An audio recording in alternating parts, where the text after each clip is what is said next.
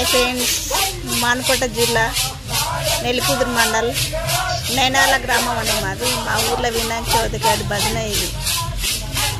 ప్రతి సంవత్సరం ఇలాగే జరుపుకుంటాం. ఇంకా కోలాటాలు, కట్ట భజనలు, మస్తు ఆటలు ఆడుకుంటాం. స్టార్ట్ అయిందండి వినాయక చవితి మా కాడ.